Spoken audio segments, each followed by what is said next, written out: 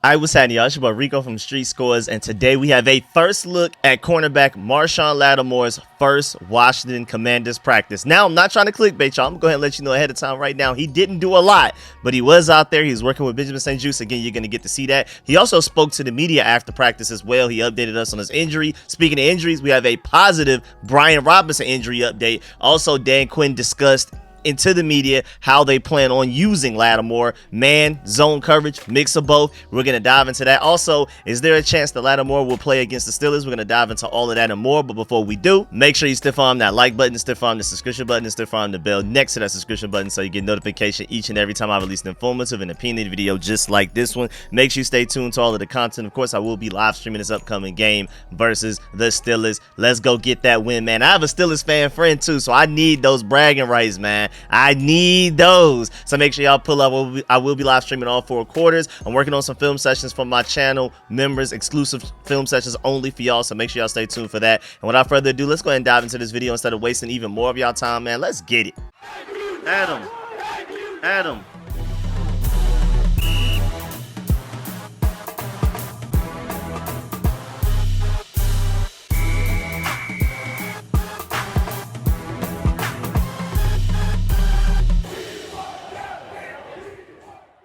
All right, so let's start with the Brian Robinson injury update because I feel like a lot of people care about this, and I know we're really excited about Marshon Lattimore, and I know most people really only want to hear about Marshon Lattimore. We're going to get there eventually, but Brian Robinson is still our dog, man, and with his hamstring injury that he's been dealing with, he did practice earlier today, and the staff said that, quote, really going to push it this week, unquote, which sounds promising because remember that was the same verbiage that they used leading up to that Bears game for Jaden Daniels dealing with his rib injury, that we're gonna throw a lot at him, we're gonna push it, we're gonna see if he can handle everything, and if he does, he's good to go. But the fact that they're even willing to go to that step to get to that point where they're even willing to do that for Brian Robinson, just like they did with Jaden Daniels, is automatically a good sign. Dan Quinn also said that they'll take the next few days to evaluate, but he's trending in the right direction. He also said, quote, all signs point in the right direction with Brian Robinson, unquote. So I'm really excited about that, man. I would love to get him back. Chris Rodriguez stepped up big time for us, but Brian Robinson is our starting running back for a reason. There is a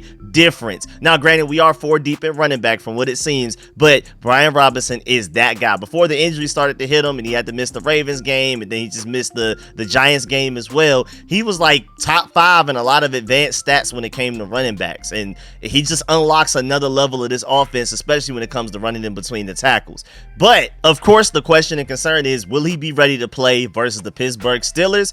I'm thinking that it's actually quite likely, but granted, we only have 1 day of practice to go off of so far. Of course, I will keep y'all updated. Tomorrow isn't Thursday, November 7th, and Friday, November 8th, to let y'all know what's going on with the injury updates. I'm going to keep y'all updated, let you know who's questionable, doubtful, who's good to go out, all of that type of stuff. Y'all already know how we do every week. But also, Dan Quinn emphasized to his players on being ready now. He talked about how Chris Rodriguez was the latest to show he's down for the cause. Shouts out to Chris Rodriguez. He deserves a big salute. We really want Brian Robinson back, but that does not mean that Chris Rodriguez is a bad player. Now, Dan Quinn also, after giving us an update on Brian Robinson, spoke on how they plan on using Marshon Lattimore. Now, of course, he can't dive into like detailed X's and O's because why would he give any of the opposing teams that we're going to face either in the regular season or eventually in the postseason the exact formula for how they plan to use them? You need to go do your own film study and figure that out for yourself. We're not going to do your job for you at all, so I appreciate that. But when asked about how Lattimore can open up what they can do defensively, Quinn said, quote, you're definitely barking up the right tree, unquote. And I love that quote, especially and specifically because it sounds like I don't want to give you too much on what we plan on doing, but yes, you're in the right area. You're warm when we're talking about how Marshon Lattimore will allow us to play defense differently than what we've been doing the first 9 games that we've played this season. That's exactly what we're talking about. Not only is he an upgrade at corner, that's just one thing in itself, but also him being such an upgrade at corner will allow other guys to do different things than what they've been doing the first 9 weeks, which is going to make everybody else play better. We're going to be able to, he didn't say this specifically, but I'm assuming Marshon Lattimore allows you to play more single high free safety rather than 2 high free safety looks, corner cover 2s and things like that, cover 3s. Marshon Lattimore take away the best receiver, and then everybody else else, we'll focus on stopping the run and covering whoever else is out there, which is going to make our defense so much better. It would have been nice if we could have gotten an additional edge rusher as well, but Marshon Lattimore is going to be a huge difference for this defense. Trust me on that one. Trust me. I'm not saying he's about to go out there and be Charles Woodson or something like that, but he's going to be the best corner we've had in the burgundy and gold in a long time, double-digit seasons at least. And again, the main thing is that now we will be able to run the defense that Joe Wood Jr. and Dan Quinn wanted to run all along. You saw it in spurts that they tried. We would do cover 1, cover 0, then guys are just getting beat out there in man coverage. I remember Mike Sainristil has been getting way better and better, but I vividly remember him getting beat on an outside move with it was like an inside fake, went outside. Mike Sainristil allowed an easy touchdown to, I think it was Wan'Dale Robinson against the Giants week 2. Benjamin St. Juste getting beat one-on-one, and we're asking, where's the safety help? Well, now we have a corner that doesn't necessarily need that safety help, and we're so concerned about the run game. Now you can take one of those safeties that we've been using to help with coverage. Now you can bring him down to help in the box. We can put more people in the box to stop the run, and then the coverage ability should also still be an upgrade just off of Marshon Lattimore being out there. This makes our team so much better in so many different ways. Even though he's a cover corner that can help against the run, he's not running away from contact like Emmanuel Forbes. And I'm not trying to always slight Emmanuel Forbes. I just compare people to him because I just want y'all to realize what we've been missing. I still rooting for Emmanuel Forbes to work out, but it just doesn't look very likely. But my point is, Marshon Lattimore will step up and make a stop on the run. He will set the edge. Remember that Benjamin St. Juste forced fumble? I can't remember exactly who it was against. It was a few weeks ago. He had a forced fumble, and it was because he allowed the running back to get outside. It was his job to set the edge. He didn't. Then shouts out to him for hustling down the play and forcing the fumble, to make up for the bad mistake. But Marshon Lattimore doesn't make those mistakes. He sets the edge. So we've improved run game wise at corner as well. But that's not the most important part. He's so elite in coverage that we can dedicate less resources to stopping the pass, and we can put those guys more so to stopping the run. He's going to help us in so many different ways, so many different layers. It's insane. But Dan Quinn also said that he expects to use Marshon Lattimore across the formation rather than just staying on one side. So note that. But he didn't give a direct answer as to whether they're going to move Mike Sainristil back to the slot. I mean, if Marshon Lattimore's on the field, automatically, I hope he plays every single snap possible. And then your other outside corner, if it's Benjamin St. Juste, that means Mike Sainristil has to go to the slot. Or if Mike Sainristil is in the slot, that means Benjamin St. Juste isn't on the field, because I don't like him in the slot. And Noah Benogany has been solid in the slot. So if you feel like your best corners on the field just so happen to be Marshon Lattimore, Mike Sainristil at outside corner, and Noah Benogany in the slot corner, I'm pretty sure it's going to be a lot of different combinations, though. I'm pretty sure all 4 corners are going to play quite a bit. We'll see how that goes. But Dan Quinn also said that it's, quote, still to be determined, unquote, if they move Mike Sainristil back inside as the nickel now that Marshon Lattimore is here. He also noted that Marshon Lattimore has played more on the right side, like 85% of his snaps this season. Shouts out to Sam48 for that stat. But Dan Quinn said, quote, he'll be more versatile, unquote, in Washington. So he will not just be staying on one side of the field like he was for the Saints, especially this past season, up to the point that we just traded him.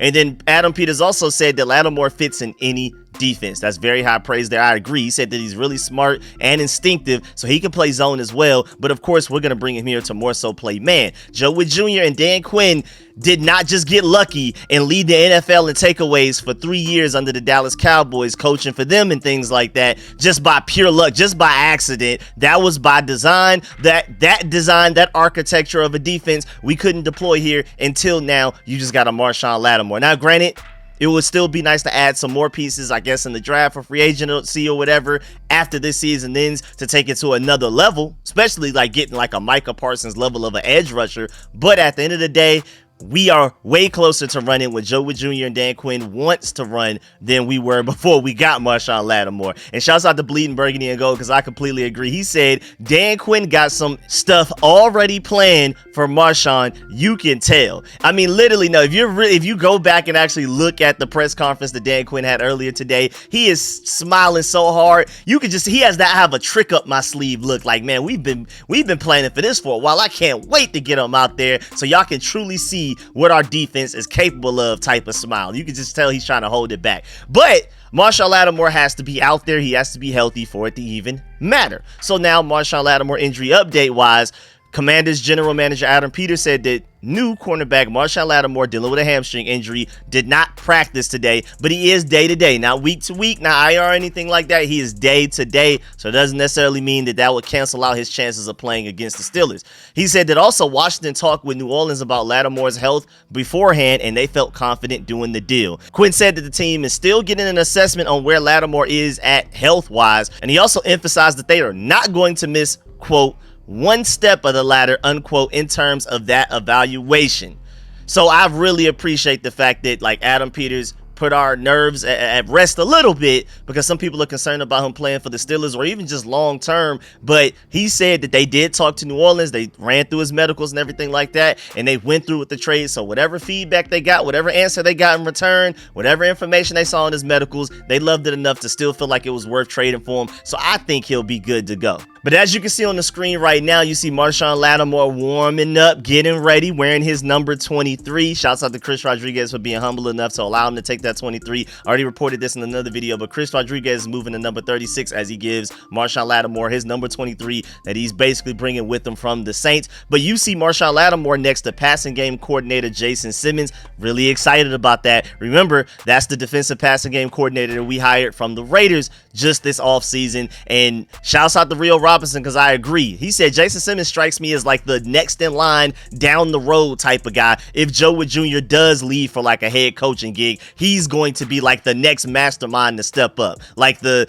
next Sean McVay but of defense, or Ben Slowak or the Ben Johnson, but defensively he's like the genius mastermind behind the scenes that's contributing a lot, but you won't necessarily know it until you lose. Like Joe Wood Jr., he leaves for a head coaching job or whatever, and then Jason Simmons steps up and the ball just keeps on rolling and our defense is still playing at an elite level. I completely agree. Or I guess more accurate, we could compare him to like a Todd Bowles or something like that, you know, actual defensive masterminds. He could be like a Brian Flores that's just in the refrigerator right now and just waiting to become the defensive coordinator, waiting for his opportunity to show what everybody he could do. But of course, Marshon Lattimore was on the practice field today, stretching and things like that, getting to know his teammates and all of that type of stuff. I'm pretty sure they were talking scheme, X's and O's and things like that, but he did not actually participate in practice. He didn't do individual drills, and he definitely did not do the team stuff as of right now. Also, shouts out to Zach Selby for pointing out the fact that we are somehow in week 10 of the NFL season. Like, where did the time go? Hey man, time flies when you're having fun. When you're winning,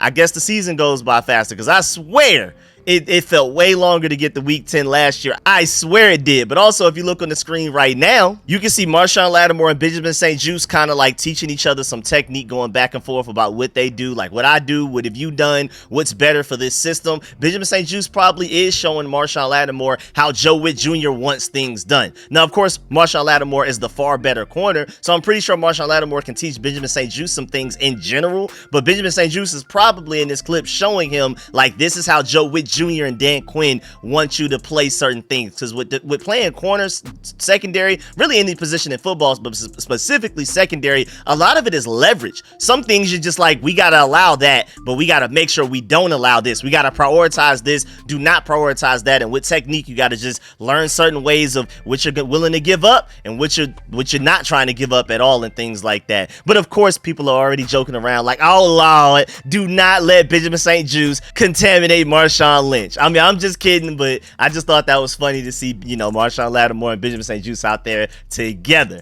And then also moving on, here's a clip. It's like a quick 24-second clip of Jaden Daniels at practice and everything. And he seems to be fully good to go. Like, no remnants of rib injury at all at this point. He looks smooth. He doesn't look like he's labored in any way. He had a light day today, but even in the injury report that we're about to talk about soon, he didn't even appear on it at all. Like, he wasn't even like a guy that appeared on it and they said full. He wasn't limited, and of course he definitely practiced, so he wasn't out. But just to let you know, I just wanted to show you that clip that Jaden Daniels looks like he's good to go. But before we even get to the injury report, I do need to point out that there is some bad news. Apparently Austin Cyborg did not participate in practice today. He's dealing with a right hip injury right now. That's definitely something to watch for. That's definitely very concerning, because we're going to need every point we can get against this stingy Pittsburgh Steelers defense. So Austin Cyborg, we need you. So that one shocked me, because when you look at the injury report, Zach Ertz always has a rest day on Wednesday. I feel like every single week this season, you could just expect that. And then Marshon Lattimore did not participate. First of all, coming from a new team. Also, he just missed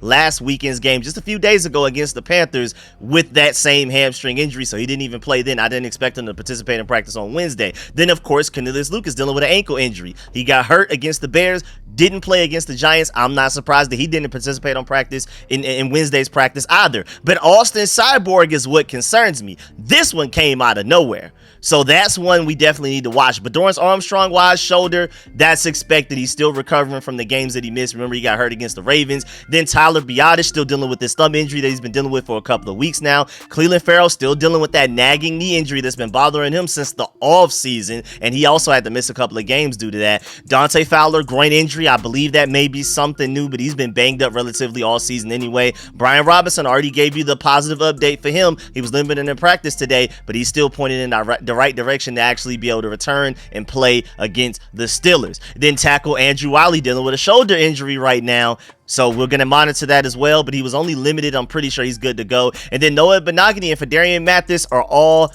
good to go. So I'm happy to see that they are good. Fedarian Mathis apparently had to go through concussion protocol real quick in that Giants game, but I guess he was good. He was cleared and he's good to go. So he's out of that. And then you also have Noah Benogany dealing with a thumb, but he should be good to go. And right now, at best, he's your fourth corner. He's no longer your third corner after we got Marshon Lattimore. So we're pretty deep at corner right now. I'm not going to lie. But let's talk about this phantom hamstring injury that Marshon Lattimore has. Now, call me a conspiracy theorist, and I've already talked about this in several videos, even before we traded for Marshon Lattimore. But I'm pretty sure that hamstring injury that caused him to miss that game against the Panthers last week will suddenly disappear, and he will play against the Steelers and ball out. I could be wrong, but I have a strong feeling. Like, shouts out to Lake Lewis, I agree. He said, for those asking about Lattimore's hamstring, I'm sure AP and Dan Quinn wouldn't make a trade for a player they didn't expect to contribute right away. When a team is focused on winning and has something to play for, injuries often have a way of healing a little bit faster. He'll get out on that field, even if for some crazy reason he doesn't play against the Steelers, even though I'm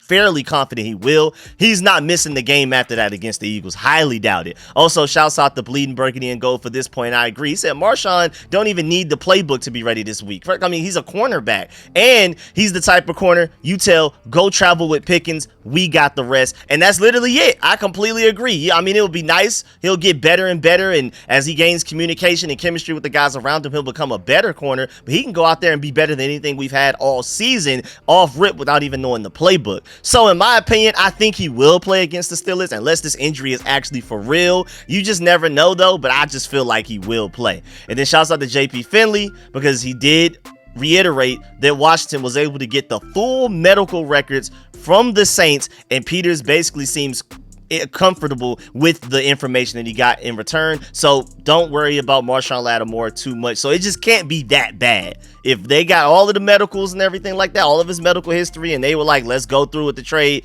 it shouldn't be that bad, but we'll see. But then also after practice, Marshon Lattimore spoke to the media. Of course, he had a huge crowd around him. It was crazy, man. But he even said that he is not 100% sure that he'll play.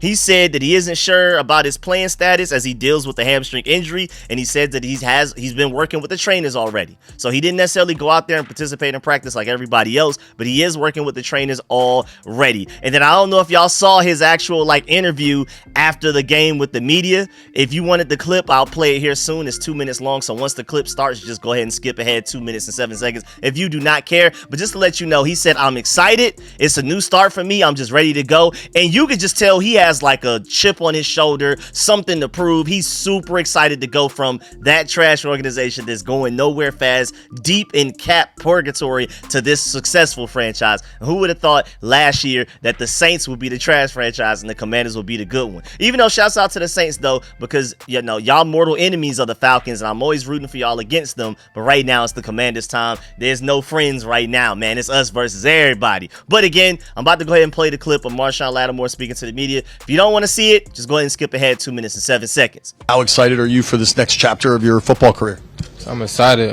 It's a new start for me. I'm just ready to go, see what's in the future for me. You know what I'm saying? So I'm just ready to go and get it done. How'd you find out the news, and what's it been like? Crazy 24 hours. Everything been crazy. It happened fast, so you know what I'm saying. I was in the world yesterday doing treatment. You know, now I'm here. You know, so and my agent told me, so I got that from him, man. And I just been preparing to come here ever since. Considering what the Commanders have been doing this year, when your agent calls and says it's Washington that's calling about you, how does that hit you? I mean, it's good. They got a good young quarterback. They got good things going on. Well, we do. Now, let me change how I'm talking. But, you know, we got stuff going on here. So, I mean, it's a great situation for me to be in. So, you know, I'm excited for it. What do you add to this team? Experience first. It's my 8th year in the league. And just a dog, you know, me personally. You know, I'm going to go out there and do everything I can for the team to get the win. And say just dog, just being a dog. You got a lot of Buckeyes in that locker room. What's it like to reunite with some college buddies? It's always good. In the Waters, when I first got there, that's how it was there. You know, there's a lot of Ohio State players. Now, it's the same thing here. And then we all from the same recruiting class, too. So, you know what I'm saying, make it even bigger and better. So, you know, I'm happy to be here, and I'm just waiting to play with them again. You mentioned the quarterback, but he's throwing to Terry, one of your guys. Yeah. The year that Terry's having would be spectacular. Almost definitely. Terry, he one of those players. I feel like he's just been getting better every year. Like, even since I knew him, since we was 18, you know, he's just been getting better every year. So I'm excited to be here with him and see, you know, how he do it, like, week to week. You know what I'm saying? Marshon, with this team being 7-2, obviously the ultimate goal is winning the Super Bowl. Do you feel like you kind of push this team over, you know, up additionally to strive towards that goal? Oh, most definitely. I feel like I wouldn't be here if I didn't. You know, so I think they made that obvious with what they gave up to get me, and I just got to do what I got to do here. So. Also, other Commanders players were interviewed and asked about Marshon Lattimore. And of course, Noah Brown knows Marshon Lattimore very well. They were in the same Ohio State recruiting class together, spent a couple of years together at Ohio State and everything like that. And he was asked on what Marshon adds. Noah Brown said, quote, another fighter, a lockdown corner, someone that can take care of a whole side of the field, take away someone's number one, unquote. That's very high praise from him. Or how about asking Benjamin St. Juste, a fellow cornerback? He basically said he knows what Lattimore adds to this defense. He said, quote, he could take away half of the field, honestly, unquote. And as you can see, there are a lot of people saying that same exact quote. Lattimore eliminates half of the field. Now the offense only has half of the field to work with, and our defense has not had that luxury in at least double-digit years, so I'm super excited about that. Then even Bobby Wagner, one of the team's leaders, when asked about trading for Marshon Lattimore, he said, quote, we want to win, and we want to win now, unquote. So he more so talked about the overall team vision and goals, like getting a player like Marshon Lattimore. What does that mean for the outlook of this season? Are we trying to win right now and things like that? That's the route he took. I'll actually play that clip for you as well if you wanted to see that. If you don't care to see it, just go ahead and skip 32 seconds ahead of when this clip starts right now. Marshon Lattimore joins the organization. What was your reaction, and what do you think of the move? I was really excited. I mean, I've always watched him from afar. He's been an amazing player in this league. And so to be able to have him part of this team, I think is really exciting. What kind of message is that from Adam Peters and DQ to go get a guy of that caliber as you guys are already 7-2 and looking down the stretch here? That we want to win, and we want to win now. And so I think it was cool for them to do that, and you know, it's a great player to bring here. And then Frankie Louvu was also interviewed, and he basically talked about how fired up he is about adding Marshon Lattimore to the defense. He talked about on the message it sends to the team by bringing in Lattimore. Frankie Louvu said, quote, we just want to win. That's the main thing, unquote. So both Bobby Wagner and Frankie Louvu, your two star linebackers, off-ball linebackers, their main thing is Marshon Lattimore is a great player, but they're more so looking at it from the view of this shows this team from top to bottom, from the front office, coaching staff, and players really want to win right now. We are fully bought in. Let's go do this type of thing. So it's not just Marshawn Lynch as a player, it's also what Marshawn Lynch trading for him stands for and what it means to this entire organization. It shows that we really believe in ourselves and we feel like we can really make some noise this year. Let's go try for a Super Bowl. Dead serious. But yeah, man, that's the end of this video. Please get in the comment section. Let me know how you feel about everything discussed in this video. Please stick farm that like button, stick farm the subscription button, stick farm the bell next to that subscription button so you get notification each and every time I release an informative and opinionated video just like this one. Make sure you stay tuned to all of the content. Really appreciate y'all, man. Make sure I do not leave this video without leaving a like. Of course, let me know in the comment section how you feel about everything discussed in this video. Especially, do you think that Marshon Lattimore will play against the Pittsburgh Steelers? Or do you feel like this injury may be worse than we assume? How do you feel about Brian Robinson positive news? news? How do you feel about Austin Cyborg negative news when it comes to the injury report? And also seeing that Jaden Daniels is pretty much 100% from the rib injury. Let me know how you feel about all of that. And also, how do you feel about Marshon Lattimore's impact on this team? How Dan Quinn and those guys, Joey Jr., plan to deploy him? How the cornerback depth chart is going to work? Like, when we're out there with our starting defense, which corners is it? Because it's Marshon Lattimore automatically. Who's the other outside corner? Is it Benjamin St. Juste or Mike Sanford still? Let me know how you feel about all of that. Which one is more like, because I'm pretty sure there's going to be a combination of all of it, but which do you feel like will be the most common combination of 3 corners on the field at a time? Let me know how you feel about all of that. Again, make sure you do not leave this video without leaving a like. I'm going to try my best to read and reply to as many comments as possible. I really appreciate y'all. I'm going to catch y'all later. I'm out.